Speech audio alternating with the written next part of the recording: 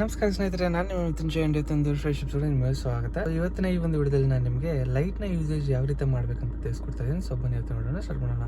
ನೀವು ನಮ್ಮ ಚಾನಲ್ಗೆ ಹೊಸ ಬಂದರೆ ಪ್ಲೀಸ್ ನಮ್ಮ ಚಾನಲ್ಗೆ ಸಬ್ಸ್ಕ್ರೈಬ್ ಮಾಡಿ, ಜೊತೆಗೆ ಬೆಲ್ ಐಕಾನ್ ಕೂಡ ಪ್ರೆಸ್ ಮಾಡಿಸಿದ್ರೆ ನಾನು ಫ್ಯೂಚರ್ ಹಾಕೋ ವಿಡಿಯೋಸ್ ನಿಮಗೆ ಅಪ್ಡೇಟ್ ಆಗ್ತಾ ಇರುತ್ತೆ. ಸೊ ಬನ್ನಿ ಇವತ್ತಿನ ಈ ಒಂದು ವಿಡಿಯೋನ ಸ್ಟಾರ್ಟ್ ಮಾಡೋಣ. ಸೊ ಈ ವಿಡಿಯೋವನ್ನು ಮಾಡುವ ಒಂದು ಮೇನ್ ಇಂಟೆನ್ಷನ್ ಏನಂತಂದರೆ, ನಾವು ತುಂಬ ಜನ ಡ್ರೈವಿಂಗ್ನ ಮಾಡ್ತೀವಿ. ಸೊ ನೀವು ನೋಡ್ತಾ ಇರ್ಬೋದು, ಒಂದು ಹೈವೇಗಳಲ್ಲಿ ಡ್ರೈವಿಂಗ್ ಮಾಡುವಾಗ ಡ್ರೈವಿಂಗ್ ಡಿಸಿಪ್ಲಿನ್ ತುಂಬಾ ಕಡಿಮೆ ಇರುತ್ತೆ. ಸೊ ರೋಡಲ್ಲಿ ಯಾವ ರೀತಿ ಆದಂಥ ಒಂದು ಡ್ರೈವಿಂಗ್ ಮಾಡಬೇಕು, ಯಾವ ರೀತಿಯಾದಂಥ ಒಂದು ಸಿಚುವೇಶನಲ್ಲಿ ನಾವು ಹೈ ಬೀಮ್ ಮತ್ತು ಲೋ ಬೀಮ್ನ ಯೂಸ್ ಮಾಡಬೇಕನ್ನೋ ಒಂದು ಇನ್ಫಾರ್ಮೇಷನ್ ಇರೋದು ತುಂಬ ಕಡಿಮೆ. ಸೊ ಬಿಗಿನರ್ಸ್ ಆಗಿರೋದ್ರಿಂದ ನೀವು ಫಸ್ಟ್ ಟೈಮ್ ಕಾರ್ ಡ್ರೈವಿಂಗಲ್ಲಿ ಕಲಿತಾ ಇರ್ತೀರಾ. ಅದೇ ರೀತಿಯಾಗಿ ಲೈಟಿಂಗ್ ಟೆಕ್ನಿಕ್ಸ್ ಬಗ್ಗೆ ನಿಮಗೆ ಕರೆಕ್ಟಾಗಿ ತಿಳ್ಕೊಳ್ಳೋದು ತುಂಬಾ ಇಂಪಾರ್ಟೆಂಟ್. ಇವತ್ತಿನ ಒಂದು ವಿಡಿಯೋದಲ್ಲಿ ಯಾವ ರೀತಿಯಾದಂಥ ಒಂದು ಒಳ್ಳೆ ಡ್ರೈವಿಂಗ್ ಹ್ಯಾಬಿಟ್ಸ್ನ ನೀವು ಅಳವಡಿಸ್ಕೋಬೋದು ಅಂತ ನಿಮಗೆ ತಿಳಿಸ್ಕೊಡ್ತೀನಿ. ಸೊ ಬನ್ನಿ ಇವತ್ತಿನ ನೋಡೋಣ, ಸ್ಟಾರ್ಟ್ ಮಾಡೋಣ. ಸೊ ಫ್ರೆಂಡ್ಸ್, ನೀವೀಗ ನೋಡ್ತಿರ್ಬೋದು, ನಮ್ಮ ಒಂದು ಲೈಟ್ ನಾಬ್ ಇಲ್ಲಿದೆ. ನಿಮಗೆ ಫೋಕಸ್ ಮಾಡಿ ತೋರಿಸ್ತೀನಿ. ಸೊ ಇಲ್ಲಿ ನಮ್ಮ ಒಂದು ಲೈಟ್ ನಾಬ್ ಇದೆ. ಸೊ ಇದ್ರೊಳಗಡೆ ನಮಗೆ ಎರಡು ಆಪ್ಷನ್ ಬರುತ್ತೆ. ಸೊ ಇದು ಜಸ್ಟ್ ಪೈಲಟ್ ಲ್ಯಾಂಪ್ಸು, ಇದು ಮೇನ್ ಲ್ಯಾಂಪು. ಇವಾಗ ನಾನು ಡಿಪ್ಪರಲ್ಲಿ ಇಟ್ಟಿದ್ದೀನಿ. ಸೊ ಇದು ಬಂದು main light. So main light ತುಂಬಾ ಫೋಕಸ್ ಇರುತ್ತೆ. ಇದು ಬಂದು ಡಿಪ್ಪರ್. ಸೊ ಯಾವ ಒಂದು ಲೈಟ್ನ ಯಾವ ರೀತಿಯಾಗಿ ಯೂಸ್ ಮಾಡಬೇಕಂತ ನಿಮಗೆ ತಿಳಿಸ್ಕೊಡ್ತೀನಿ. ಸೊ ಬನ್ನಿ ಈಗ ಒಂದು ಪ್ರಾಕ್ಟಿಕಲ್ ಆದಂಥ ಒಂದು ಡ್ರೈವಿಂಗ್ನ ಸೆಷನ್ನ ಸ್ಟಾರ್ಟ್ ಮಾಡೋಣ.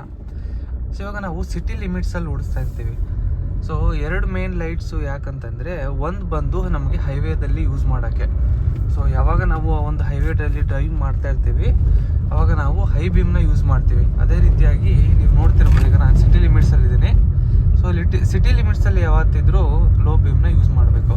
ನಾವೇನಾದರೂ ಈ ರೀತಿಯಾದಂಥ ಒಂದು ಹೈ ಬೀಮ್ ಯೂಸ್ ಮಾಡಿದರೆ, ಎದುರುಗಡೆ ಇರುವಂಥ ವೆಹಿಕಲ್ಸು ಮತ್ತು ಎದುರುಗಡೆ ಬರುವಂಥ ಆನ್ ಗೋಯಿಂಗ್ ವೆಹಿಕಲ್ಸ್ಗೆ ಯಾವುದೇ ರೀತಿಯಾದಂಥ ಒಂದು ವಿಷನ್ನು ತುಂಬಾ ಬ್ಲರ್ ಆಗಿಬಿಡುತ್ತೆ. ಯಾವಾಗ ನಾವು ಈ ರೀತಿಯಾದಂಥ ಒಂದು ಹೈ ಬೀಮ್ನ ಆನ್ ಮಾಡ್ತೀವಿ, ಮುಂದುಗಡೆ ಬರುವಂಥ ಪ್ಯಾಸೆಂಜರ್ ವೆಹಿಕಲ್ಸ್ ಆಗಿರ್ಬೋದು ಅಥವಾ ಯಾವುದೇ ರೀತಿಯಾದಂಥ ಒಂದು ಪೆಡೆಸ್ಟ್ರಿಯನ್ಸ್ ಇರ್ಬೋದು, ಸಿಟಿ ಲಿಮಿಟ್ಸಲ್ಲಿ ಅವರ ಒಂದು ಕಣ್ಣಿಗೆ ತುಂಬಾ ಒಂದು ಹಾರ್ಶ್ ಆದಂಥ ಒಂದು ಇಂಟೆನ್ಸಿಟಿ ಲೈಟ್ ಬರುತ್ತೆ. ಇದರಿಂದ ಅವ್ರ ವಿಷನ್ ಬ್ಲರ್ ಆಗುತ್ತೆ. ತುಂಬ ಜನ ಡ್ರೈವ್ ಮಾಡುವಾಗ ಎಷ್ಟೋ ಪ್ರೊಫೆಷ್ನಲ್ ಡ್ರೈವರ್ಸ್ ಇರ್ತಾರೆ, ಎಷ್ಟೋ ವರ್ಷದಿಂದ ಡ್ರೈವಿಂಗ್ ಮಾಡ್ತಾ ಇರ್ತಾರೆ. ಸಿಟಿ ಲಿಮಿಟ್ಸಲ್ಲಿ ಯಾವುದೇ ರೀತಿಯಾದಂಥ ಲೋ ಬೀಮ್ ಕೊಡೋಲ್ಲ.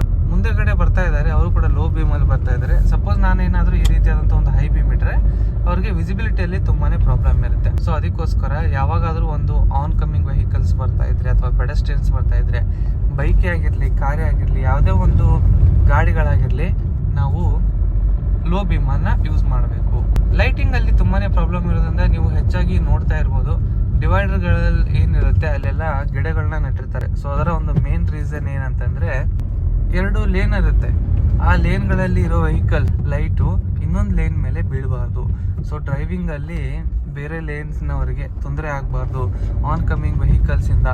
ಹೈವೇದಲ್ಲಿ ನೀವು ಅಬ್ಸರ್ವ್ ಮಾಡ್ಬೋದು, ಈ ರೀತಿಯಾದಂಥ ಏನು ಡಿವೈಡರ್ ಇರುತ್ತೆ ಅಲ್ಲಿ ನಮಗೆ ಒಂದು ಗಿಡಗಳನ್ನ ನೆಟ್ಟಿರ್ತಾರೆ. ನೋಡಿಲ್ಲ, ಲಾರಿ ಕೂಡ ಇವಾಗ ಸಿಟಿ ಲಿಮಿಟ್ಸ್ ಬರ್ತಾ ಇದೆ. ಆ್ಯಂಡ್ ಹಿಂದ್ಗಡೆ ನೋಡ್ತಿರ್ಬೋದು ನೀವು, ಈ ಲಾರಿ ಅವರು ಹೈ ಬೀಮಲ್ಲಿದ್ದಾರೆ. ಮೊದಲೇ ಲಾರಿ ಅವರು ಲೋ ಬೀಮಲ್ಲಿದ್ದರು, ಈ ಲಾರಿ ಅವರು ಹೈ ಬೀಮಲ್ಲಿದ್ದಾರೆ. ಆ್ಯಂಡ್ ನೈಟಲ್ಲಿ ಸ್ಪೆಷಲ್ ಡ್ರೈವ್ ಮಾಡುವಾಗ ಇಂಡಿಕೇಟರ್ಸ್ಗಳು ತುಂಬಾ ಇಂಪಾರ್ಟೆಂಟು. ಹಿಂದ್ಗಡೆ ಬರುವಂಥ ವೆಹಿಕಲ್ಸ್ಗೆ ಒಂದು ನೋಟಿಫಿಕೇಶನ್ ಕೊಡಬೇಕಾಗುತ್ತೆ, ನಾವು ಯಾವ ಸೈಡಲ್ಲಿ ಡ್ರೈವ್ ಮಾಡ್ತಾ ಇದ್ದೀವಿ ಅಂತ. ಇಂಡಿಕೇಟರ್ಸ್ನ ಯೂಸೇಜು ತುಂಬಾ ಮುಖ್ಯವಾದದ್ದು. ಇವಾಗ ನಾನು ಮತ್ತೆ ಆನ್ ಮಾಡ್ತಾ ಇದ್ದೀನಿ ಹೈ ಬೀಮು. ಮುಂದ್ಗಡೆ ನೋಡಿ, ಒಂದು ಗಾಡಿ ಬರ್ತಾ ಇದೆ, ಅವರು ಯಾವ ರೀತಿಯಾದಂಥ ಒಂದು ಡಿಪ್ ಕೊಡ್ತಾ ಇಲ್ಲ. ಸೊ ಇವಾಗ ನೋಡಿ, ನಾವು ಸಿಗ್ನಲ್ ಕೊಟ್ಟ ಮೇಲೆ ಅವ್ರು ಕೊಟ್ಟರು. ಸಪೋಸ್ ನಿಮ್ಮ ಮುಂದ್ಗಡೆ ಬರ್ತಿರುವ ಗಾಡಿ ಹೈ ಬೀಮಲ್ಲಿರುತ್ತೆ, ನೀವು ಲೋ ಬೀಮಲ್ಲಿರ್ತೀರ. ಗಾಡಿನ ಡ್ರೈವ್ ಮಾಡುವಾಗ ಅವರು ಕೂಡ ಮರ್ತಿರಬಹುದು. ಅವಾಗ ನೀವು ಅವರಿಗೆ ರಿಮೆಂಬರ್ ಮಾಡೋಕ್ಕೋಸ್ಕರ ಈ ರೀತಿ ಒಂದು ಫ್ಲ್ಯಾಶ್ ಕೊಡಬೇಕು.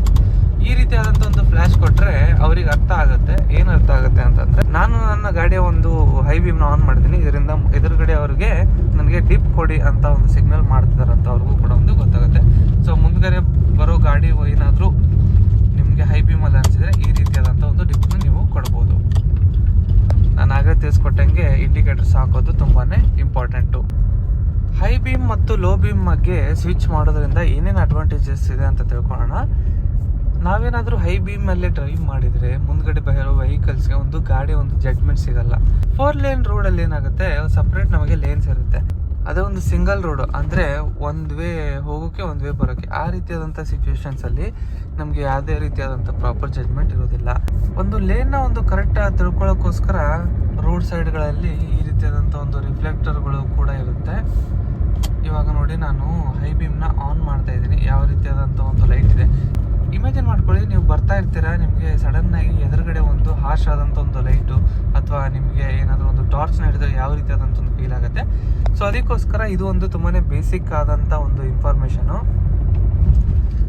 ಇವಾಗ ನೋಡಿ ಆನ್ ಕಮ್ಮಿಂಗಲ್ಲಿ ಒಂದು ಬೈಕ್ ಬರ್ತಾ ಇದೆ. ಸೊ ನಾ ಏನಾದರೂ ಈ ರೀತಿಯಾದಂಥ ಒಂದು ಹೈ ಬೀಮ್ ಕೊಟ್ಟರೆ ಅವ್ರಿಗೆ ವಿಸಿಬಿಲಿಟಿ ತುಂಬಾ ಕಡಿಮೆ ಆಗಿರುತ್ತೆ.